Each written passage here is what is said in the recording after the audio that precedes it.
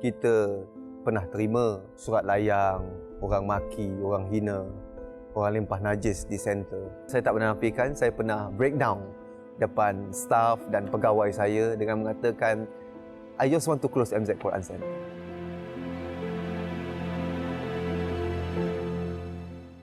أشرقت نفسي بنور من فؤادي حينما رددت يا رب العباد وانتشت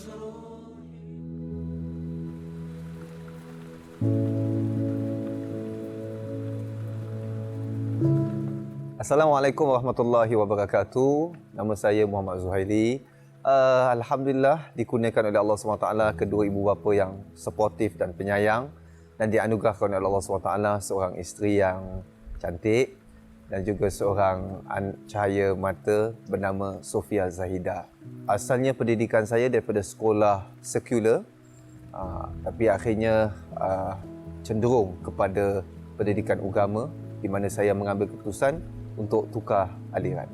Semua orang pasti mempunyai cita-cita dalam kehidupan, dan kita lihat balik, cita-cita itu adalah satu perkara yang baik dan murni, apatah lagi dalam kita ingin memimpin keluarga, masyarakat dan juga negara.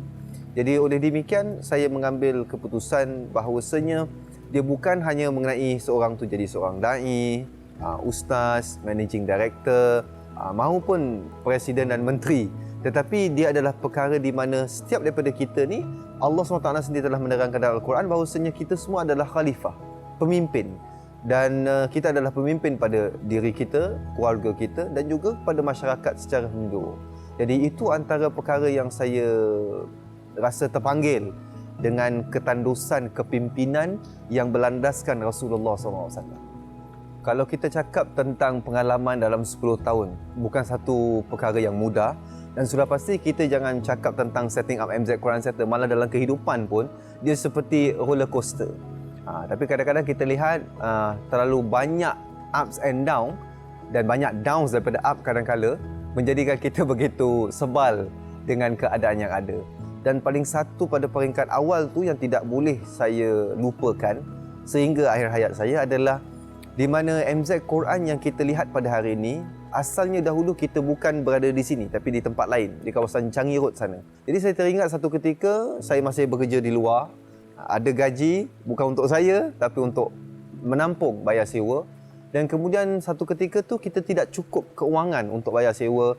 Maka the next day bila kita datang ke pejabat, tiba-tiba aircon dimatikan, maknanya main switch tu dimatikan lah. Jadi kita pun tahulah sebab kita tak bayar sewa. Jadi pada ketika itu dia menyuit hati dan jiwa saya, merasakan begini keadaan mereka yang ada wang, ada kuasa, ada kedudukan, sehingga kan mereka tahu apa tujuan saya set up tempat ni.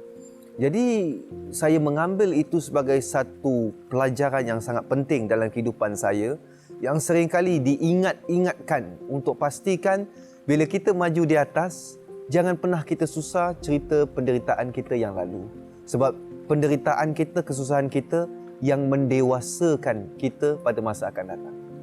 Perkara ini bukan satu perkara yang mudah, sebab banyak kritikan, banyak cabaran yang kita hadapi. Kita kena yakin bahawasanya yang kita dambakan adalah kemenangan di akhirat, kesenangan dan kejayaan di akhirat. In other words, we always say that we may lose this battle, but we want to win the war. And when we talk about war, victory is what matters. So, kita mahu kemenangan dan kejayaan ini di akhirat nanti. Dan kita yakin sebagai seorang Muslim, kehidupan di dunia ini adalah sementara demi perjalanan diteruskan untuk kehidupan akhirat, di mana itu adalah matlamat tujuan kita semua. Jadi sudah pasti di saat kita jatuh, kita kena bangun. Dan kita jangan mengenal erti putus asa. Sebab kalau kita putus asa tu memang banyaklah. Kalau awak tanya saya dalam usia saya gini, saya lebih bagus memilih perkara-perkara yang menenteramkan hidup saya, mengayakan saya, tak kena maki caci daripada orang, you know. That's why in English punya proverb, if you don't want to be something, you don't want people to say, you don't want people to critique, then you don't do anything. You just sell an ice cream and you make everybody happy. Dan dalam kehidupan ini, perkara itu pasti tidak akan berlaku, apatah lagi dalam sebuah perjuangan. Pernah berapa insiden yang saya pun kalau boleh tak nak memilih untuk memikirkan dia dan mengingat semula saya dah tanam dalam-dalam, awak timbulkan balik, you know. Jadi okey, jadi pernah, dan saya tak pernah nafikan, saya pernah breakdown depan staff dan pegawai saya dengan mengatakan I just want to close MZ Quran Center. Tetapi yang memberikan saya kekuatan, yang memberikan saya semangat adalah doa sekalian para pelajar dan jemaah. Tanpa mereka, MZ Quran Center tidak akan wujud sehingga 10 tahun. Kalau saya diberikan keizinan bersama Rasulullah SAW pada ketika ini, saya ingin menyampaikan pada beliau bahawasanya it is hard for me to tell him, because deep in me, saya tahu dan saya yakin apa yang kita lalui pada hari ini tidak sama seperti penghinaan yang berlaku terhadap Rasulullah SAW. Di mana of course kita pernah terima surat layang, orang maki, orang hina, orang limpah najis di center. Tetapi tidak sama seperti lemparan batu terhadap Rasulullah SAW. Sehinggakan beliau mengalir darah di tubuh badan beliau. Jadi kalau saya nak menceritakan, saya rasa dia memalukan saya sebab kita tahu dia tidak sama. Dan di situ kita akan lihat bagaimana sabarnya Rasulullah SAW dengan penuh kasih sayang berusaha sedaya upaya untuk menyampaikan Islam kepada kita. Jadi itu yang memberikan saya suntikan, malu nak cerita kepada baginda SAW dan juga Allah di atas penderitaan yang saya lalui. Sebab kalau lihat penderitaan pasti ada, tapi tidak sama dengan nikmat yang telah Allah anugerah. Kalau diberikan peluang dapat bersama-sama Rasulullah SAW, saya dambakan agar beliau sudi menerima saya sebagai hamba yang penuh dengan dosa ini sebagai umat baginda SAW agar mendapat syafaat baginda di hari kiamat. Dan sudah pasti saya meminta kepada beliau sebagai hamba Allah yang begitu dekat dengan Allah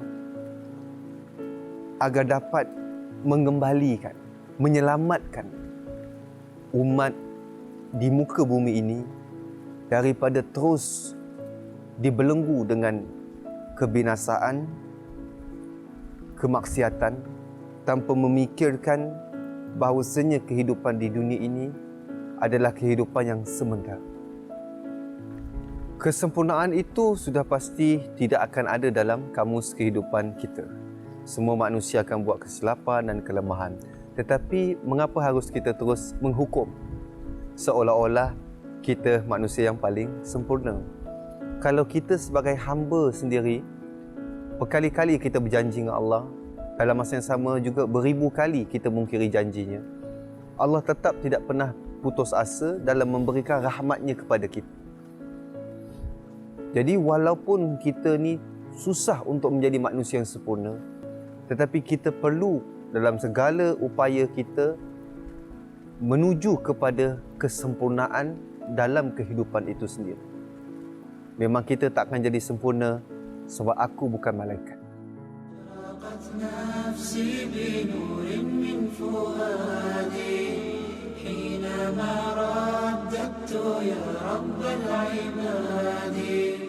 وانتشت روح